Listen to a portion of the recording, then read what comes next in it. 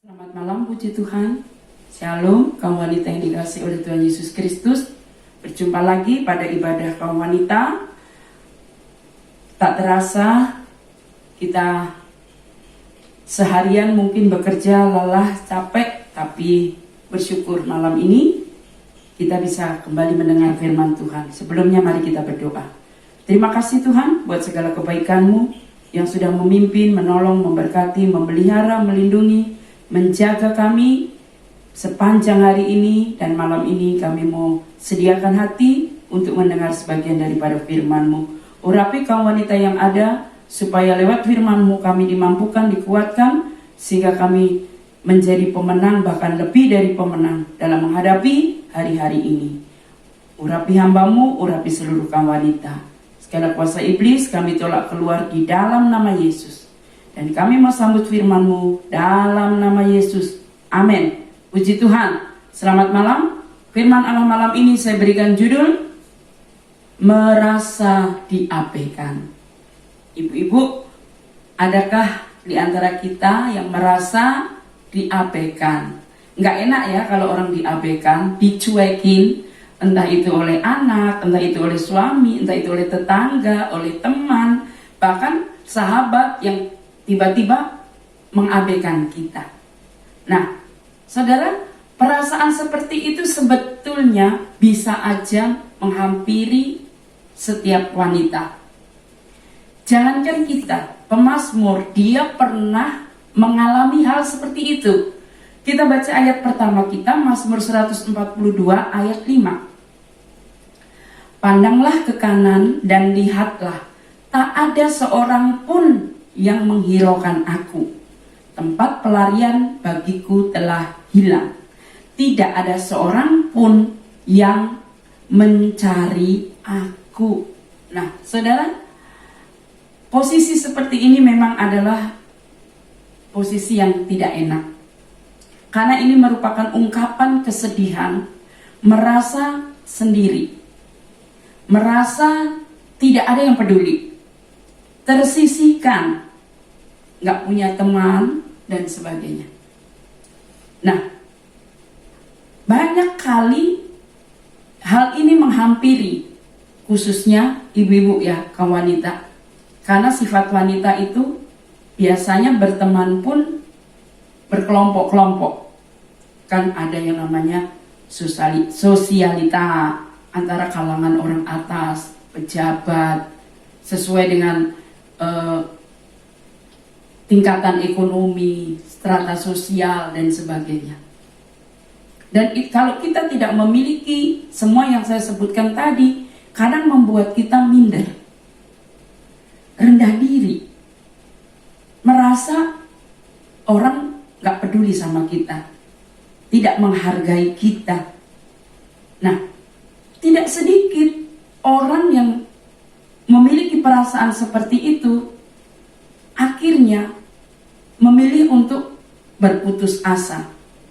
Bahkan tidak sedikit kalau kita baca koran itu, orang terkenal kan karena gak punya teman, dia mengakhiri hidupnya. Padahal dia terkenal di layar kaca, misalnya sebagai artis, sebagai penyanyi, bintang film. Tapi karena dia merasa gak ada orang yang peduli sama dia, mungkin dia dibuang oleh keluarganya, gak dianggap, gak punya teman. Itu membuat seseorang itu stres dan akhirnya memilih untuk mengakhiri hidupnya. Nah, malam ini kita mau lihat apa sih penyebab orang merasa terabaikan. Yang pasti, yang pertama adalah faktor rohani. Kalau rohani kita dalam, maka kita gak akan merasa terabaikan. Bukankah sering Alkitab berkata, memang di dunia ini gak ada sahabat setia, tapi kita punya Yesus. Sering kita nyanyi, Tuhan Yesus setia. Nah, jadi orang yang dangkal rohaninya, dia akan sangat mudah merasa minder, diabaikan, dicuekin, kecewa, dan akhirnya putus asa. Di dalam kitab Mazmur 62 ayat 2 dikatakan, hanya dekat Allah saja aku tenang, daripadanya lah keselamatanku. Jadi hanya orang yang hidup dengan Tuhan, dia akan merasa hangat, nyaman karena dia punya sahabat setia, yaitu Tuhan. Nah, orang yang putus asa itu pasti dia orang hidupnya jauh dari Tuhan. Kalau soal kita diabaikan, di mana-mana pasti. Di kantor pun kadang ada orang yang mengabaikan. Di tempat kerja, di jalan pun kadang kita merasa kan kita mau tegur, orang mengabaikan kita. Selama kita di dunia ini, kita akan bertemu dengan orang-orang yang memang suka cuek, mengabaikan.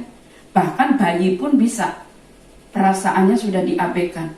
Contoh, seorang ibu yang mengandung lalu dia tidak menghendaki kelahiran anak itu. Mungkin dia mau gugurkan, aborsi, lalu anak itu lahir.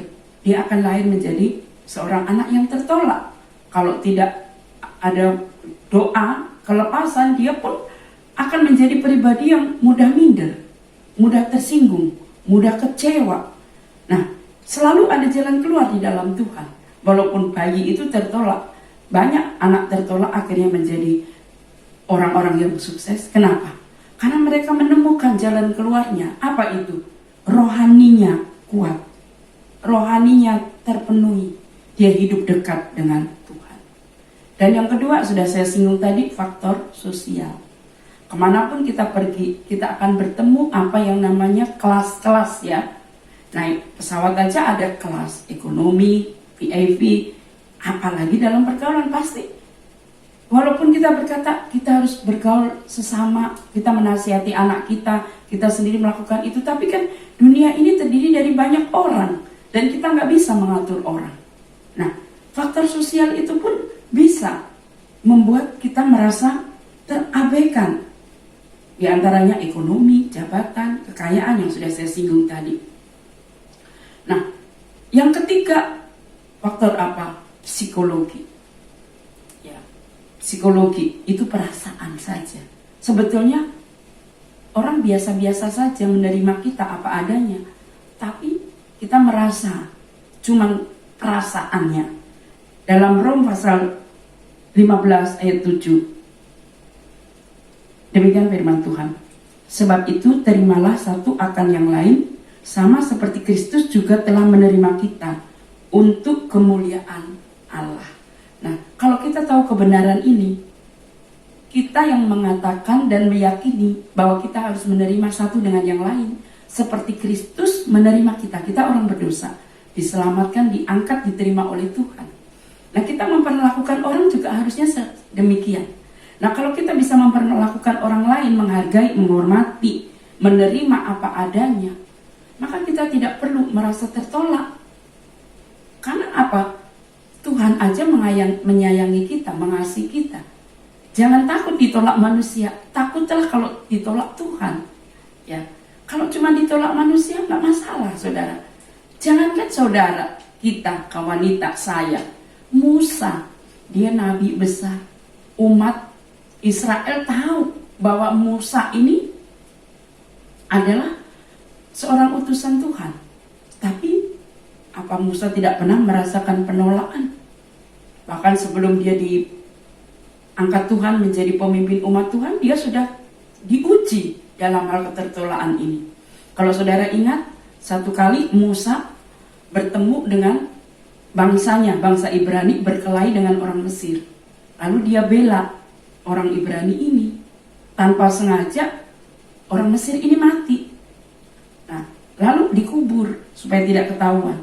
Lalu satu hari dia ketemu orang satu bangsanya lagi ini, orang Ibrani, berkelahi lagi. Sekarang dia berkelahi sesama orang Ibrani. Lalu dia lerai. Apa yang dilakukan oleh orang sebangsanya yang dibela ini? Dia malah memberi pengumuman, kamu mau bunuh orang kayak kemarin kamu bunuh. Gitu. Jadi istilahnya, loh, ditolong nggak berterima kasih, malah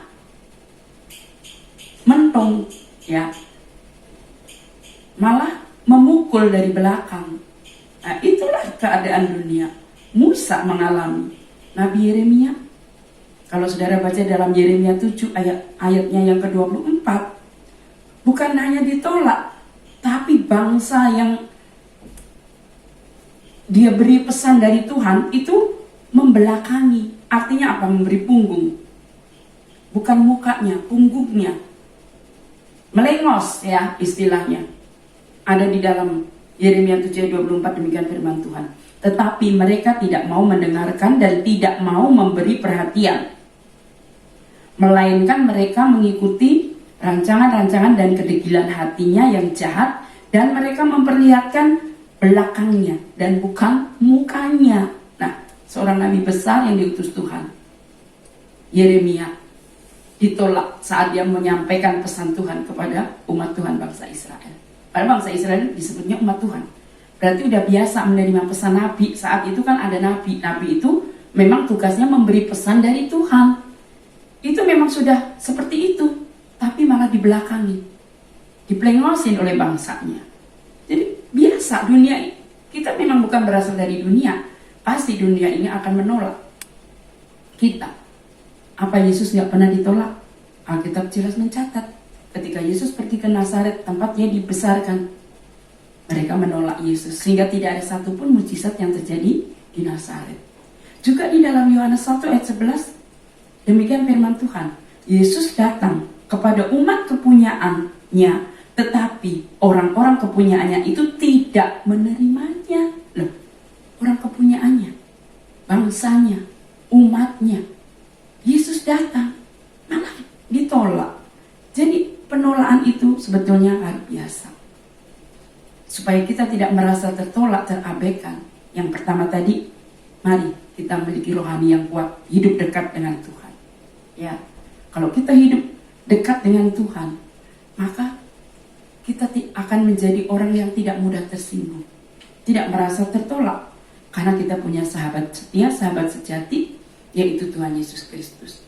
Dekat dengan Tuhan menolong kita untuk tidak mudah kecewa, tapi selalu memiliki hati yang dipulihkan. Dalam Yakobus 4 ayat 8, demikian firman Tuhan bagian A, mendekatlah kepada Allah dan Ia akan mendekat kepadamu. Saudara, kita mau hidup dekat Tuhan. Dia sahabat setia. Dia akan membuat kita tidak takut menghadapi penolakan itu. Bahkan kita tidak merasa ditolak. Kita berharga. Jangan takut ditolak manusia, sekali lagi. Takut kalau Tuhan menolak kita. Matius 11 ayat 28. Tidak peduli dunia menolak. Wong Yesus saja mengundang. Yesus bilang apa? Mari kepadaku, hai engkau yang letih, yang lesu, yang berbeban berat. Artinya yang punya masalah, yang sedang menghadapi kasus, yang stres, ayo datang padaku, kata Yesus. Aku akan beri kelegaan kepadamu. Yesus saja mau bersahabat dengan kita, mau menerima kita, bahkan mengundang. Kalau saudara lihat foto-foto Yesus yang sedang melentangkan kedua tangannya, sedang mengundang siapa saja yang mau datang kepadanya. Untuk apa?